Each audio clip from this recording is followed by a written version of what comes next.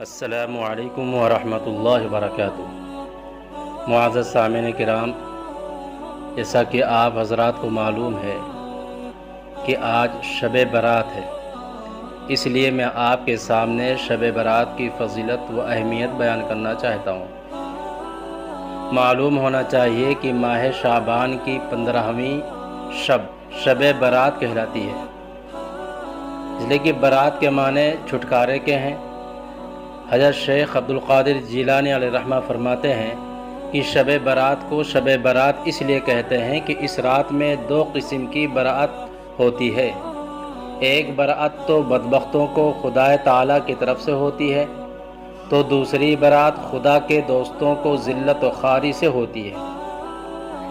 آپ نے فرمایا کہ جس طرح مسلمانوں کے لیے اس روئے زمین پر عید کے 2 دن یعنی عید الفطر اور عید الاضحیٰ ہیں، اسی طرح فرشتوں کے لیے آسمان پر 2 راتیں شب برات و شب قدر، یہ ان کے لیے عید کی راتیں ہیں۔ مسلمانوں کی عید دن میں رکھی گئی کیونکہ وہ رات میں سوتے ہیں، اور فرشتوں کی عید رات میں رکھی گئی کیونکہ وہ سوتے نہیں ہیں، ہمیشہ بیدار اور اللہ تعالیٰ کی عبادات اور ذکر و اذکار میں مشغول رہتے ہیں۔ حضرت عائشہ صدیقہ رضی اللہ تعالی عنہ فرماتی ہیں کہ میں نے ایک رات نبی کریم صلی اللہ علیہ وسلم کو اپنے بستر پر نہ پایا، تو میں آپ صلی اللہ علیہ وسلم کی تلاش میں نکلی، تو میں نے دیکھا کہ آپ صلی اللہ علیہ وسلم جنت البقیع جو مدینہ طیبہ کا قبرستان ہے وہاں پر موجود ہیں۔ آپ صلی اللہ علیہ وسلم نے مجھے دیکھ کر ارشاد فرمایا، کیا تو یہ اندیشہ رکھتی ہے کہ اللہ اور اس کا رسول تیرے ساتھ بے انصافی کرے گا، یعنی تیری باری میں کسی دوسری بیوی کے پاس چلا جائے گا؟ میں نے عرض کیا کہ یا رسول اللہ، مجھے یہ خیال ہوا کہ آپ اپنی کسی دوسری بیوی کے پاس تشریف لے گئے ہوں۔ آپ صلی اللہ علیہ وسلم نے ارشاد فرمایا کہ اللہ تعالی شعبان کی 15ویں شب میں آسمان دنیا پر نزول فرماتے ہیں اور قبیلہ بنو کلب کی بکریوں کے بالوں سے زیادہ لوگوں کی مغفرت فرماتے ہیں۔ یہ قبیلہ بنو کلب عرب کا ایک قبیلہ تھا، عرب کے تمام قبائل سے زیادہ اس کے پاس بکریاں ہوتی تھیں۔ حضرت علی رضی اللہ تعالی عنہ سے روایت ہے کہ رسول اللہ صلی اللہ علیہ وسلم کا ارشاد ہے کہ جب شعبان کی آدھی رات ہو جاتی ہے تو تم اس رات میں قیام کیا کرو اور اس کے دن یعنی 15ویں تاریخ کا روزہ رکھا کرو، اس لیے کہ اس رات میں اللہ تعالیٰ سورج غروب ہونے سے طلوع فجر تک قریب کے آسمان پر نزول فرماتے ہیں اور ارشاد فرماتے ہیں کہ کیا ہے کوئی مجھ سے مغفرت طلب کرنے والا جس کی میں مغفرت کروں؟ کیا ہے کوئی مجھ سے رزق کا طالب کہ میں اس کو رزق عطا کروں؟ کیا ہے کوئی کسی مصیبت یا بیماری میں مبتلا کہ میں اس کو عافیت عطا کروں؟ کیا ہے کوئی ایسا؟ اللہ تعالیٰ برابر یہ آواز دیتے رہتے ہیں یہاں تک کہ سورج طلوع ہو جاتا ہے۔ کن لوگوں کی مغفرت نہیں ہوتی اس رات میں؟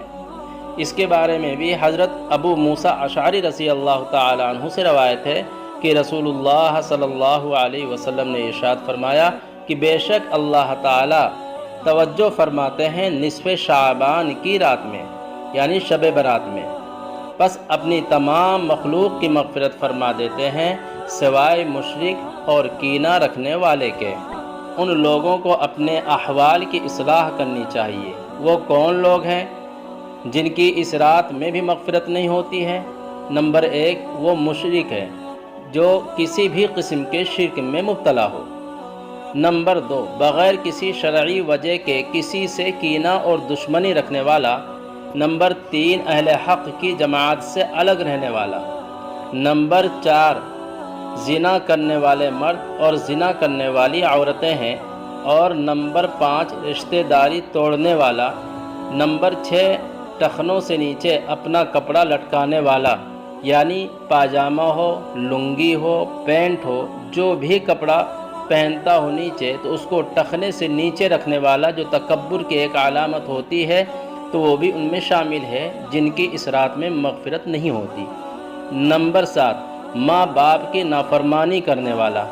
نمبر 8 شراب یا کسی دوسری چیز کے ذریعہ نشہ کرنے والا۔ نمبر 9 کسی دوسرے کا قاتل۔ نمبر 10 جبراً ٹیکس وصول کرنے والا۔ نمبر 11 جادوگر۔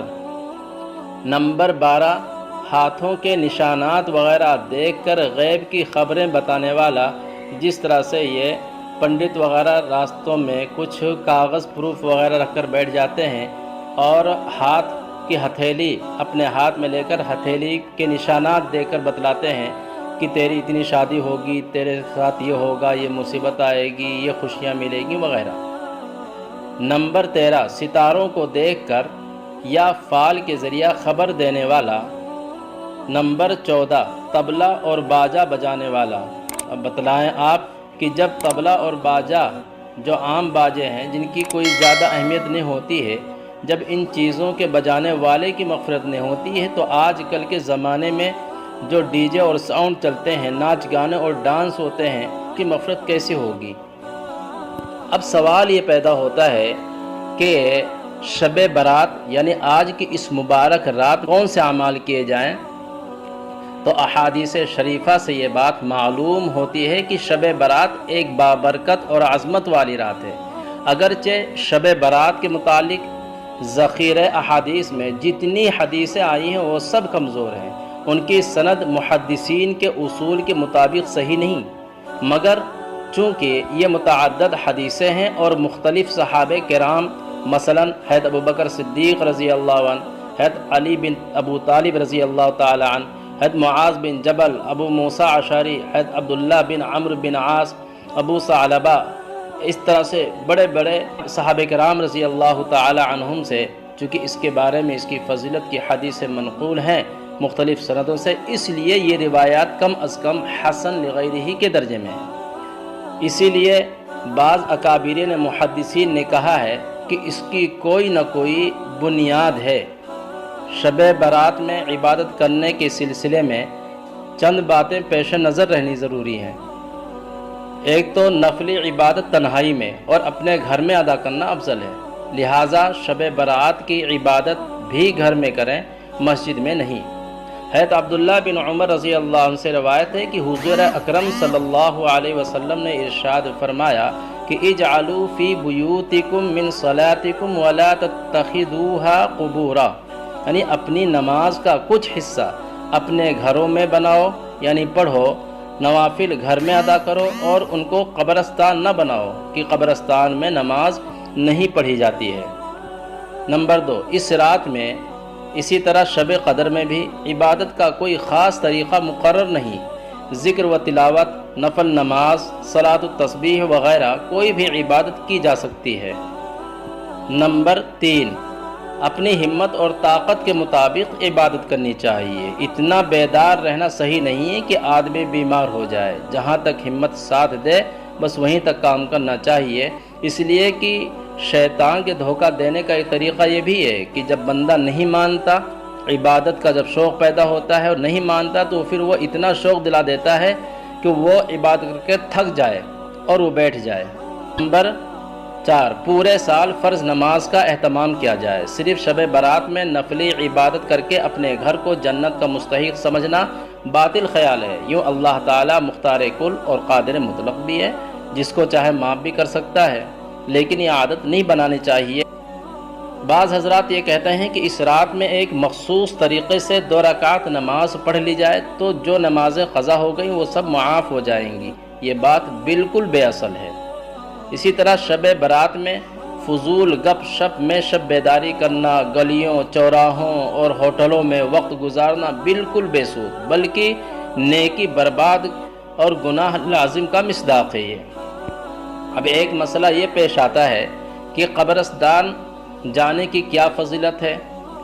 تو حدیث شریف گزر چکی ہے کہ حضور صلی اللہ علیہ وسلم اس رات قبرستان تشریف لے گئے، مگر واضح رہے کہ نبی کریم صلی اللہ علیہ وسلم کا یہ عمل اس قدر خفیہ تھا کہ آپ نے اپنی زوجہ مطہرہ حضرت عائشہ صدیقہ رضی اللہ تعالی عنہا سے بھی اپنے جانے کو مخفی رکھا اور کسی بھی صحابی کو اپنے ساتھ نہیں لے گئے، اور بعد میں بھی کسی صحابی کو اس عمل کی ترغیب دینا ثابت نہیں۔ اس لیے شب برات میں ٹولیوں کی شکل میں قبرستان جانا، اس کو شب برات کا جزء لازم سمجھنا، راستوں میں روشنی کا اہتمام کرنا، یہ دین میں زیادتی اور غلو ہے۔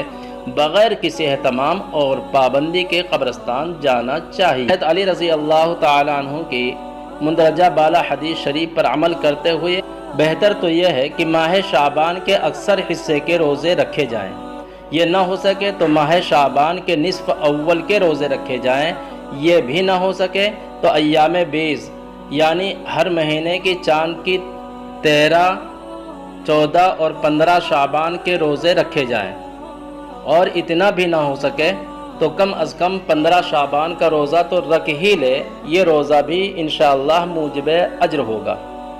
شب برات میں بہت ساری خرافات ہوتی ہیں، جیسے آتش بازی ہے اور اسراف اور فضول خرچی ہے، کفار و مشرکین کی مشابہت اختیار کرنا ہے، یعنی جیسے گولے پٹاخے وغیرہ چھوڑنا، اور بہت ساری چیزوں میں یہ چراغاں کرنا، یہ سب غیر مسلموں سے لیا گیا ہے اور ان کے ساتھ رہنے کے اثرات ہیں۔